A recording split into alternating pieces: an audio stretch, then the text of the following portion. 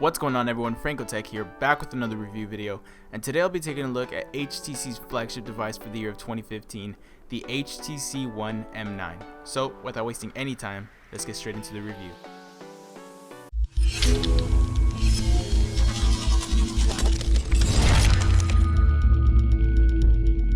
Starting off with the design, at first glance the HTC One M9 looks almost identical to the M8, with both having an all-metal build. However, this time around there are a few differences in the actual build itself. The main difference with the M9 is that it is actually more one-handed friendly, and I say that because we now have a flatter back that isn't slippery. It's a bit thicker, making it easier to hold, and we no longer have a unibody shell. Instead, we have a more ergonomically designed body with a small ridge all around that does provide a much better grip. Taking a tour around the phone, at the front we have a 5-inch LCD display with a resolution of 1080p and a PPI of 441. And let me just tell you, this display is beautiful, probably one of the best looking 1080p displays that I've ever encountered on a smartphone. It's super crisp, has great viewing angles, great colors, and it's really bright, so it's great for outdoor use. As for the bezels, they're actually really thin with this device. However, we still have that thick bezel down below with the HTC logo on it, which some people don't seem to like, but I don't really mind it. Above and below the screen, we of course get the amazing Boomsound speakers, which are honestly always my favorite feature on HTC devices. The speakers are simply genius and they make for a really immersive experience when watching movies or videos, and even when playing games. They're super loud and super crisp and are for sure still some of the best speakers out there on a smartphone. We also do get Dolby Audio implemented in the M9, which allows you to switch between two different audio modes. There's music mode, which is pretty much the standard mode, and then there's theater mode, which is good for watching movies and videos thanks to the surround sound effect. But continuing with the tour, inside the top speaker we do have our notification light, and next to that are our usual sensors and our front-facing 4 ultra-pixel camera, which I'll talk about later on in the review. On the left we have our micro SD card port, which is expandable up to 128 gigabytes, and on the right we have our nano SIM card port and the power and volume buttons, which some people don't seem to like the fact that the power button is found here, but after a while of using it I actually got used to the button placement and I actually liked it. Also, thanks to the power button having a rough texture, I had no problem distinguishing it from the volume buttons. So really, I had no problem with the button placement. Down at the bottom, we have our micro USB charging port and our 3.5mm headset jack.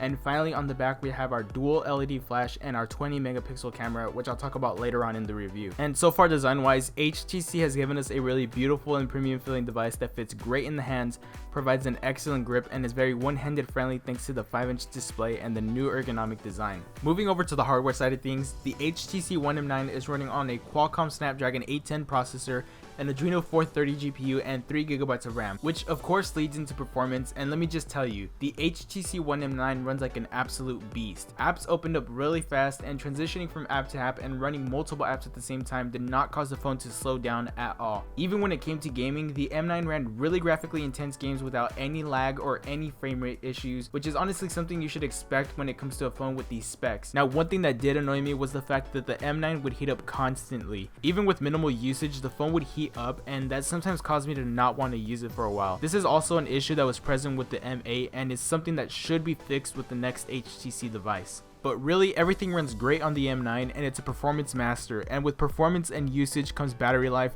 and the HTC One M9 is being powered by a non-removable 2840 mAh battery, which pretty much lasted me most of the day on moderate usage with about 3 to 3.5 hours of screen on time. It doesn't have an amazing battery life, in fact it's just around the average of smartphones these days, but it will get you through most of the day. But then again, all of this depends on your usage. On the software side of things, the HTC One M9 is running on Android 5.0.2 and it is upgradable to 5.1 right out of the box.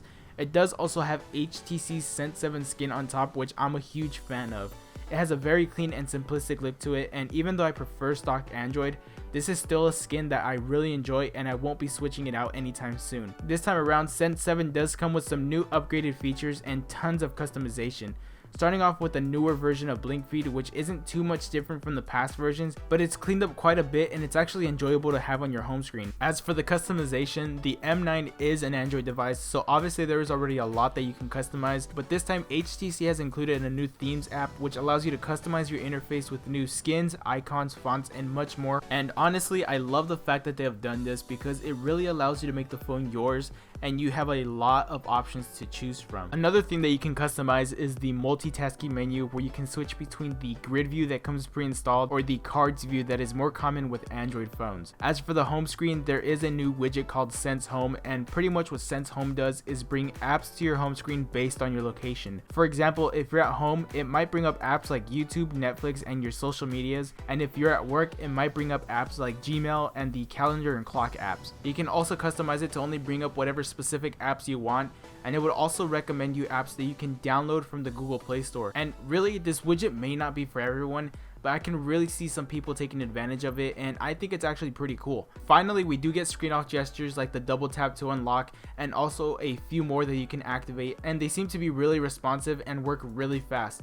So in general, the software on the M9 is really great in my opinion, and another great thing about it is that it comes with very few pre-installed apps, and most of them can be uninstalled, which is a major plus in my opinion. Finally, let's take a look at the rear facing camera. Now, you may have heard by now the bad rep that this camera is getting, and well, here's my take on it. In my use of the camera, most pictures that it took were not bad. I mean, yeah, they're not the best or as good as they should be because it's a 20 megapixel camera, but a majority of the pictures were actually pretty good. However, a lot of the time, some of the pictures were either overexposed or underexposed, which caused it to not focus as well as it should have, and that caused the photos to lose some detail. I mean, you can see it in these photos. They're not as sharp as they should be, and you can see a little blurriness, which causes loss of focus. So you can get good pictures from here, but it might not be the first, second, or third shot.